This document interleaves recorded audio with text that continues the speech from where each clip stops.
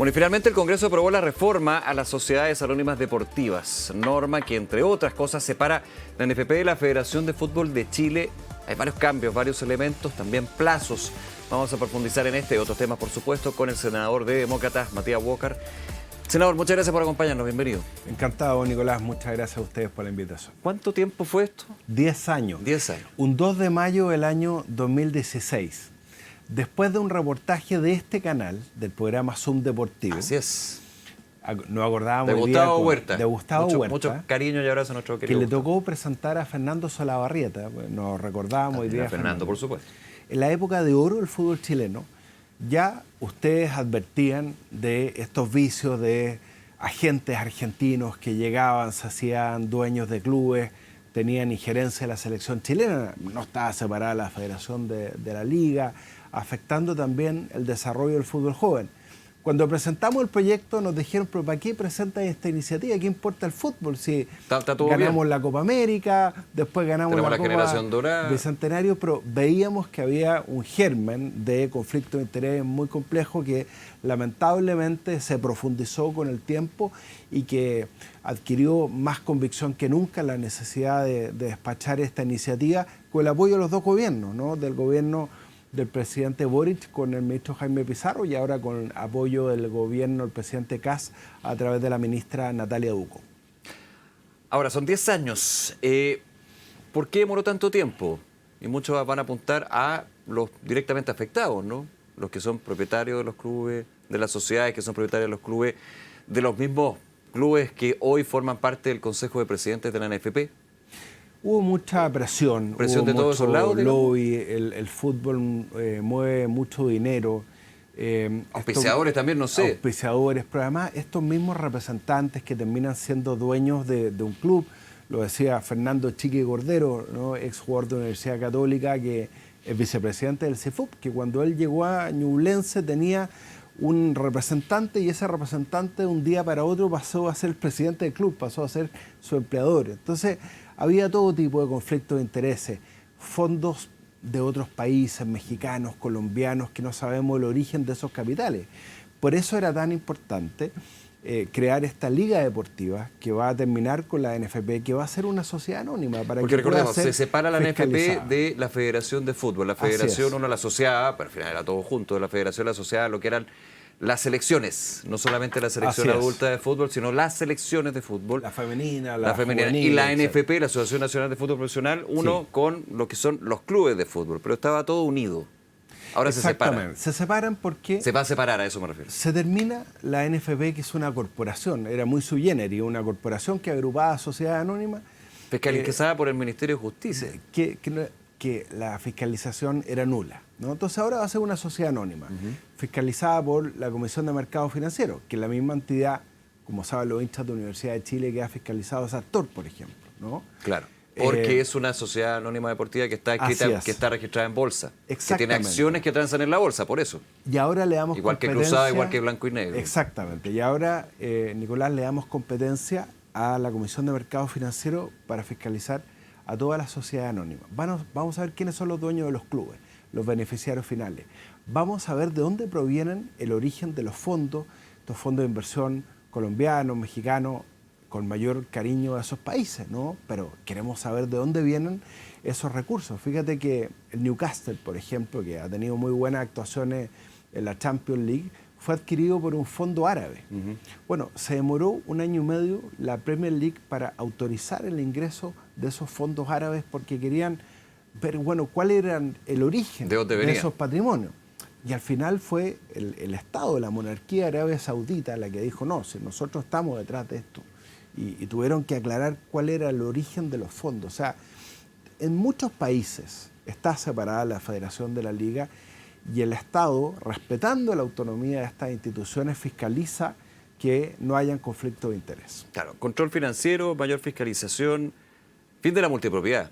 Expliquemos qué era la multipropiedad, que puede que algunos quienes nos están viendo no asimilan lo que se ha dado en el fútbol chileno con respecto a una persona o una sociedad que es dueña de un club, otro club, puede que en algún minuto esos clubes se enfrenten y uno dice, o sea, ya el conflicto de interés es evidente, pero lo que puede generar también un germen, como usted dice, senador, en términos de no quiero decir que sea o no sea, no tengo los antecedentes, pero eventualmente arreglo de partido, de manejar el tema apuesta, ¿para qué decir las casas de apuestas digitales y por eso virtuales? la propia FIFA ha prohibido la multipropiedad.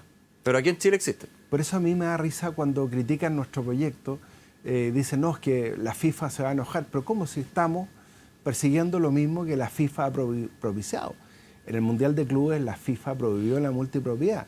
Dos equipos, como dices tú, que compiten entre sí no pueden tener el mismo dueño, ¿no? Pero siempre con una propiedad que es bien opaca, en términos de que no es Nicolás Vial es dueño de este club, no, es la sociedad tanto donde uno empieza a escudriñar y ahí, pero este también y la está ley acá. actual permitía la multipropiedad, era legal. De hecho, el señor Villegas, presidente de Limache, dueño también de San Luis de Quillota, dice, pero ¿cómo si la ley me lo permite? Y efectivamente, hoy día la ley permite la multipropiedad cuando esos dos equipos están en diferentes categorías. Pero ¿qué pasa si esos equipos juegan en la Copa Chile, por ejemplo, y se tienen que enfrentar? O uno se juega el ascenso, otro el descenso, es muy complejo. Por eso es tan importante poner fin a la multipropiedad, saber quiénes son los dueños de los clubes. Estamos tipificando como delito el ocultar información al respecto. Yo creo que esto va a ser una oportunidad para el fútbol. Veo a los dirigentes como muy temerosos, ¿no? Y yo les diría, vean en este proyecto una oportunidad. La federación va a tener más recursos, porque además, adscrita a la ley de federaciones deportivas, que existe hace 10 años, el fútbol era el único que se autoexcluyó de esta ley, van a poder recibir recursos públicos para el fútbol joven, a propósito del campeón de la Copa Libertadores Sub-20, Santiago Wanderers. Pero hay un hecho concreto en el cambio, senador, en esa línea, yo lo entiendo, usted me dirá sí o no, la NFP ya no va a existir, pero los clubes no van a tener el negocio de las selecciones, o de la selección, que es el más provechoso en términos de dinero, la selección adulta de fútbol, ¿no? Sí, pero por otra parte, lo que establece la ley es que la Liga Deportiva Profesional va a formar parte de la Federación de Fútbol de Chile, al igual que el fútbol amateur, la ANFA, que tiene 4 O sea, digamos que separa, pero tampoco hay vasos comunicantes. Al igual que en España, se pueden hacer convenios para la organización de los campeonatos. O sea, no hay ningún problema de pero que... Pero son entidades autónomas una de otra. Exacto, y hay incompatibilidad entre que los directivos de una y otra. O sea, el que es directivo de la federación no puede ser directivo de la liga. Y eso es sano para que cada uno vele por sus intereses. Pero eso no impide que puedan hacer convenios. Por ejemplo, financiamiento de los árbitros, financiamiento de los campeonatos. O sea, la federación, como va a agrupar al fútbol profesional y el fútbol amateur, puede hacer convenios y aportar recursos al desarrollo de una y otra. Pero también del fútbol femenino, también del fútbol joven, también van a poder recibir recursos públicos, al igual que todo el resto de los deportes, y eso es algo muy sano, pero obligados a tener mayor transparencia en la focalización de los recursos, van a tener que hacer auditorías, todo esto además fiscalizado por el IND y la Comisión de Mercado Financiero, en el caso de la Liga. Ahora, ¿cuáles son los plazos? Esto no es inmediato, de hecho acaba de ser despachado del Congreso, tiene que ser publicado en el diario oficial, sí. Pero hay meses en los que los clubes van a tener que ir adaptándose y las asociaciones adaptándose a lo que son estos cambios normativos, que son bien profundos, son bien radicales, uno diría, en la estructura que actualmente tienen. Y por eso tiene que haber una transitoriedad, ¿ya? Y los clubes, la NFP nos pidió poder adaptarse, ¿no? Y de hecho se establecen 2 plazos, Nicolás. Uno de 180 días para adecuar los nuevos estatutos. ¿Esto publicada ya la ley? Claro, una vez publicada la ley, que esperamos sea muy pronto, de hecho ya se envió el oficio hoy día de la Cámara de Diputados a la moneda, hoy día el proyecto está en la moneda, en el escritorio del presidente de Casa. Tiene que pasar a Contraloría, revisión y luego de espero que no pase por el Tribunal Constitucional, que no estima el Tribunal Constitucional que tenga que meterse, eso podría dilatar a lo mejor algunas semanas. ¿Hay algún punto ahí? No, lo que pasa es que hay normas de ley orgánica constitucional que algunas requieren control obligatorio, pero eso lo va a ver la SECPRES, que nos apoyó en este proyecto muy decididamente con el Tribunal Constitucional. Una vez publicada la ley, después de la promulgación, hay un plazo de 180 días para elaborar los estatutos tipos, al cual van a tener que adecuarse la Liga Deportiva Profesional y la Federación de Fútbol, igual que todo el resto de las federaciones y ligas profesionales. El básquetbol, por ejemplo, podría formar una liga profesional. Establecimos requisitos distintos para los deportes distintos al fútbol. y después hay un plazo de 18 meses para que esta nueva federación pueda adecuar su estatuto, ¿no? Entendiendo que hay activos comprometidos, me han dicho que Juan Pito Durán, que Quilín, que hay que regularizar una serie de temas, bueno, y por eso porque, el por plazo ejemplo, los clubes que tengan de 18 meses. Con ¿no? el fin de la multipropiedad van a haber clubes que van a tener que enajenar parte de la propiedad o el control de las sociedades o Así es. personas de las sociedades, digamos. Y hay un plazo más perentorio de 3 meses, ya. Para que enajenen, una vez publicada la ley, tienen que vender las acciones en el segundo club, ¿no es cierto? Si un empresario es dueño de La Serena y Huachipato, por poner un ejemplo que han puesto algunos periodistas, y que no está claro quién es el dueño, a lo mejor de esa institución o Universidad de Chile, bueno, ese empresario, si efectivamente tiene una causal de multipropiedad, va a tener que vender las acciones en este segundo o tercer club en un plazo de 3 meses. Si no, va a tener una multa y si no, la sanción de nunca más poder ser dirigente o representante, en el caso que sea el representante el que infringe la prohibición de no poder participar en la propiedad o en la administración del club. Antes de eso no hay sanción, pero sí al paso de 3 meses puede haber una sanción si no se corrige la situación. Así es. Pongámoslo de esa multas manera. Que son bien fuertes, que pueden llegar a los 40 millones de pesos, o sea, son sanciones de verdad. Y además estamos tipificando, como te contaba, el delito de entregar información falsa, incompleta, respecto a quiénes son los verdaderos dueños de los clubes, precisamente para que no se cumpla el aforismo que echa la ley, echa la trampa. ¿No? Senador, déjeme aprovechar que nos acompaña, agradecer el tiempo, por supuesto, para hablar de otros temas. ¿Y qué otro tema más que el de los combustibles, no? Especialmente pensando en lo que sucede a nivel regional, la región de Coquimbo, usted conoce también y que ha representado tanto tiempo. Había una gran duda con respecto a qué iba a pasar con el transporte en las regiones. De hecho, nos tocó conversar con varios representantes de asociaciones, el gobernador Mundaca de Valparaíso ayer, y claro, decía, la medida del gobierno de congelar el transporte en la región metropolitana, con la ley de espejo no se aplica así como así en las regiones.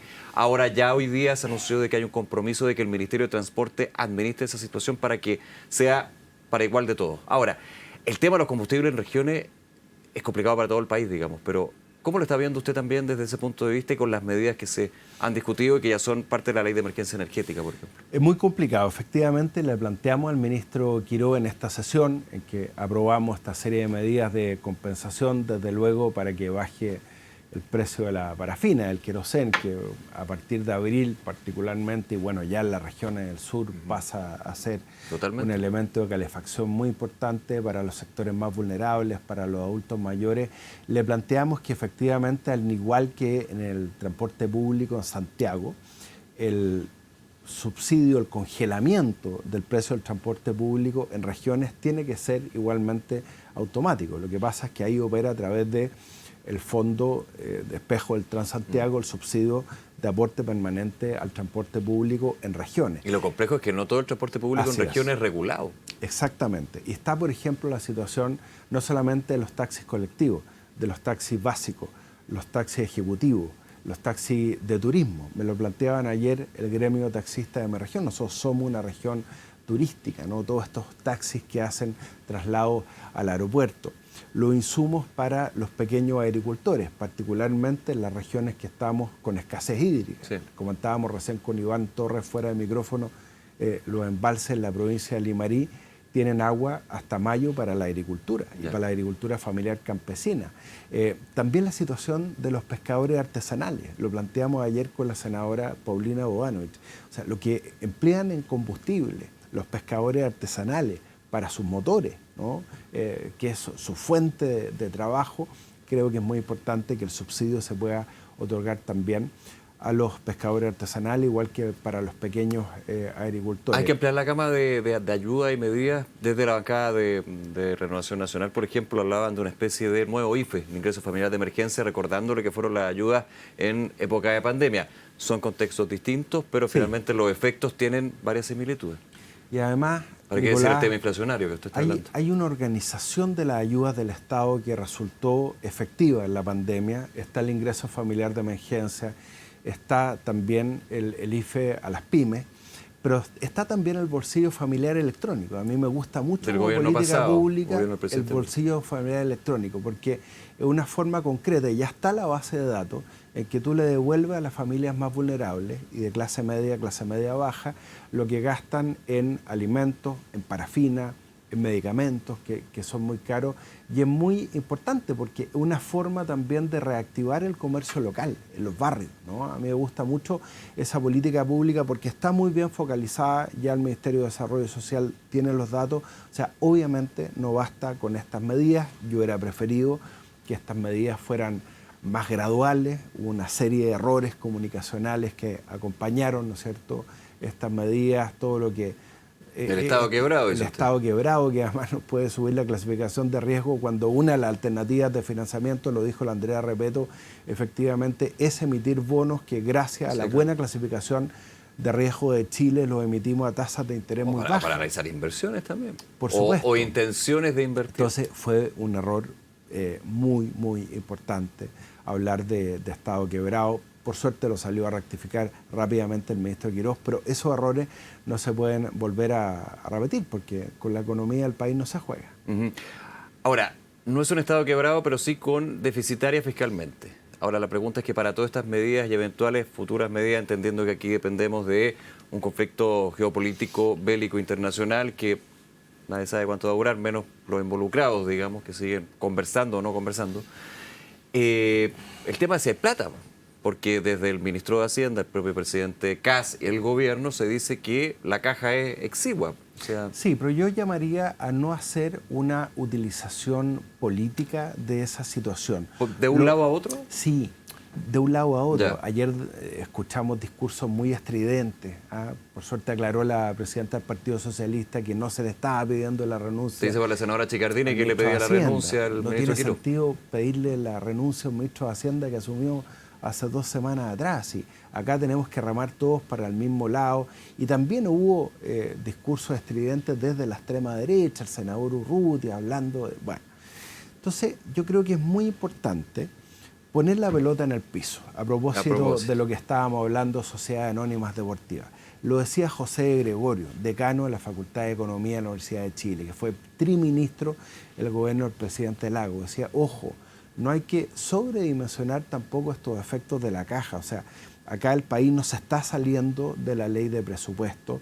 Chile tiene sus finanzas ordenadas, tiene un margen para que estas medidas sean más graduales. ¿Sí? Yo creo que hay algo que marcó el éxito de los gobiernos de la concertación, los famosos 30 años, fue la gradualidad en la implementación de las medidas. Sé que la situación fiscal es difícil, pero bueno, ahí están los instrumentos que tiene Chile a disposición. No hay que descartar el emitir bonos a tasas de interés bajo que puedan paliar también el bolsillo de la clase media. Yo no quiero repetir el cliché que se ha dicho estos días, que el costo de la guerra en Irán no lo puede pagar la clase media, pero es cierto. O sea, cuando tú tienes un conjunto de medidas disponibles económicas, emitir bonos es una de ellas.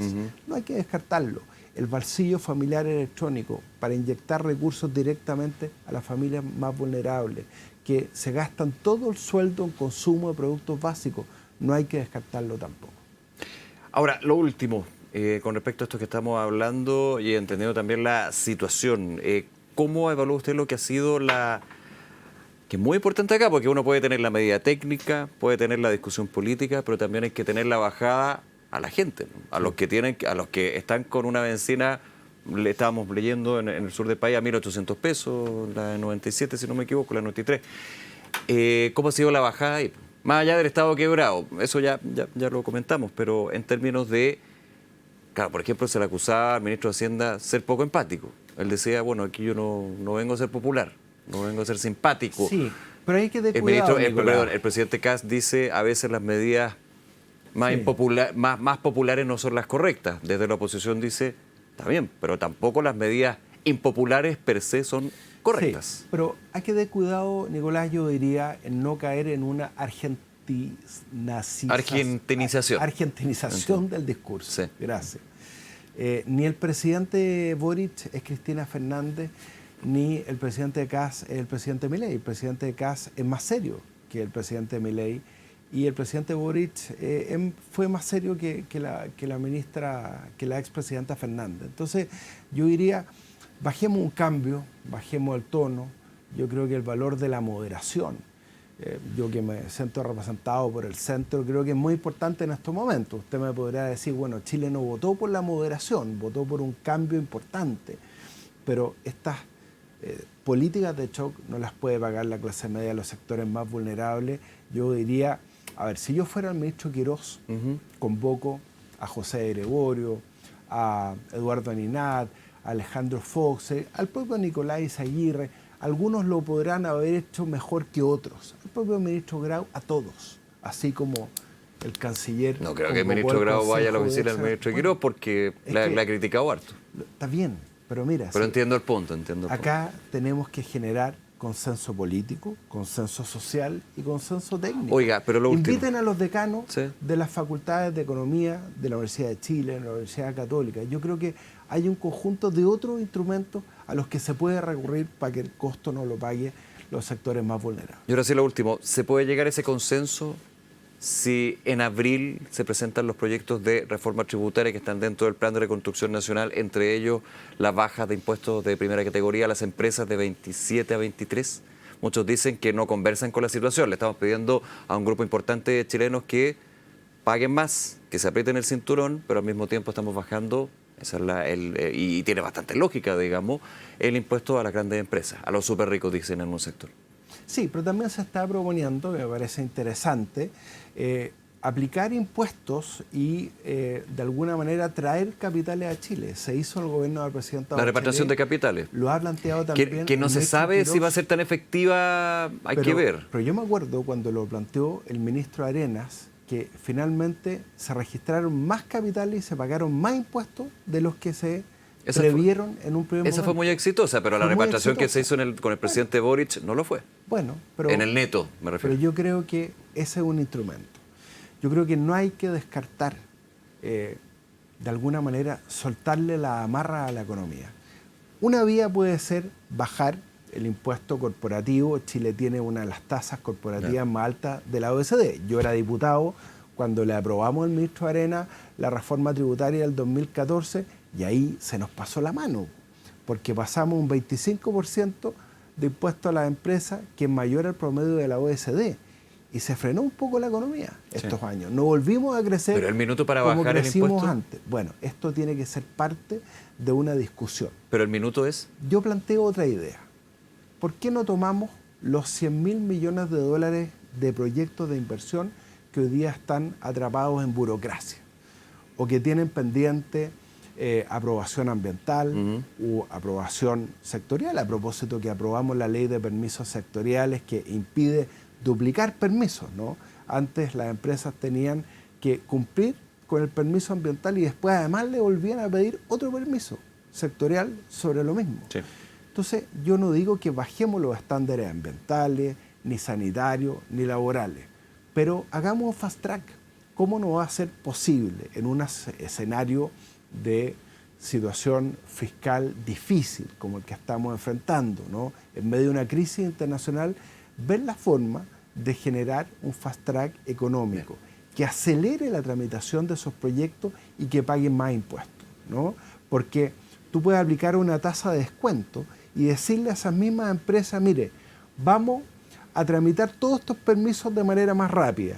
Los podemos aprobar o los podemos rechazar, pero usted me adelanta el pago de impuestos. Eso se ha hecho otras veces. Se puede hacer un contrato ley también con esas empresas, como se hizo en los años 80 para invitar a la inversión extranjera. O sea, hay muchas ideas.